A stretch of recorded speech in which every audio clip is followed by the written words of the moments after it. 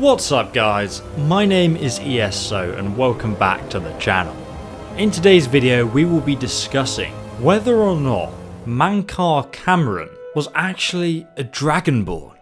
For those of you that don't know, Mankar Cameron's story is told in the Elder Scrolls Oblivion, which is based 200 years before Skyrim takes place. Mankar himself was an Altmeri mage and the leader of the Mythic Dawn, the organisation responsible for the Oblivion crisis in Cyrodiil, which ended the Septon dynasty by killing Emperor Tiber Septim.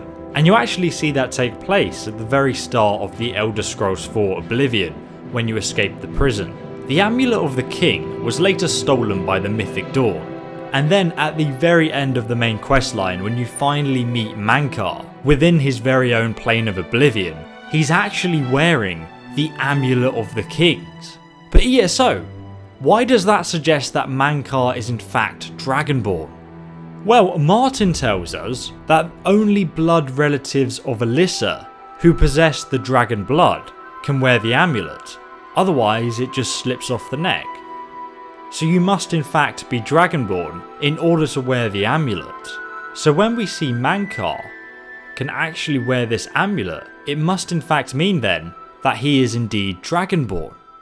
The term Dragonborn though is quite hard to define, so let me try and define what a Dragonborn actually is, and then maybe I can try and convince you that he's a Dragonborn. So according to the dialogue we have with Arangar in High Hrothgar in Skyrim, he tells us that Dragonkind, Hunterborn, is a rare individual who has been born with the blood and soul of a dragon, but the body and frailties of a mortal.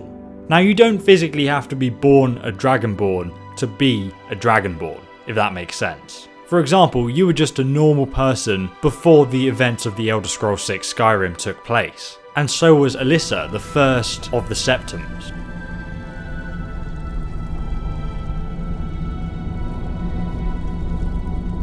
We are all in your debt, Dragonborn. For most people, long years of training are required to learn even the simplest shout. But for you, the dragon speech is in your blood, and you learn it almost without effort. But according to the book of the Dragonborn, they can naturally learn to speak the ancient and powerful tongue of Dov, called the Thumb. So simply put, a Dragonborn has the blood and soul of a dragon, and they can naturally learn to speak the ancient tongue of Dover. So basically they should be able to shout. With that information in mind, we can trace the term Dragonborn all the way back to the first Dragonborn emperors, the first of which was Alyssa. She became the first Dragonborn in a direct covenant with Akatosh, who gave her the Amulet of the Kings and started off the dragon blood line. She, however, was not a Dragonborn in the sense that she couldn't actually absorb dragon souls.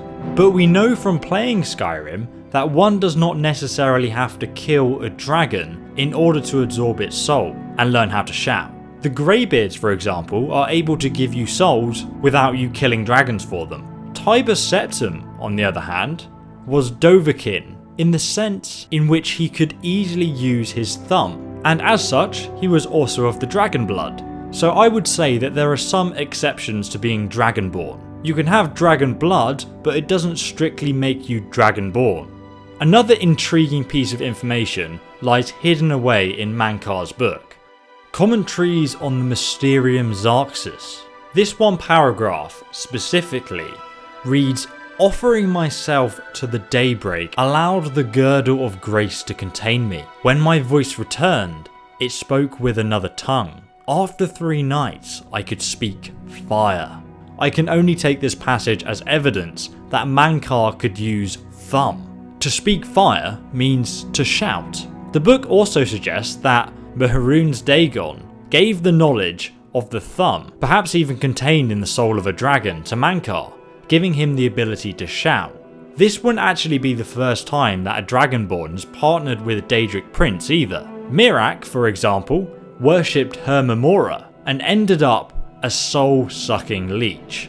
We also know from playing Skyrim as the Dragonborn that we naturally learn the unrelenting force shout without anybody even teaching us it.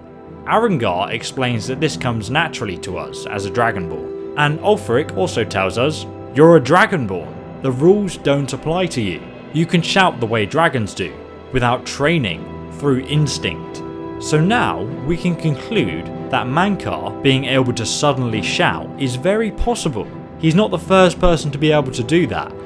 So to summarise, Mankar Cameron is almost certainly a Dragonborn. He can wear the Amulet of the Kings, which can only be worn by those which have dragon blood, and he can also use his thumb to shout fire. So he fulfills the definition of being a Dragonborn. I hope you guys found this video interesting. I'm going to be working on a few more lore videos in the upcoming months. So if you guys want to see more Skyrim lore theories, make sure you check out the playlist in the description below, and also subscribe to the channel and hit the little bell icon next to the subscription button so YouTube will actually then notify you when I have a new lore video out. If you want to go that extra mile, you can also support me on Patreon, which is linked down below in the description. But thank you very much for watching, guys, and thanks again for all your support. ESO will see you in the next Skyrim video. Have a fantastic day and goodbye.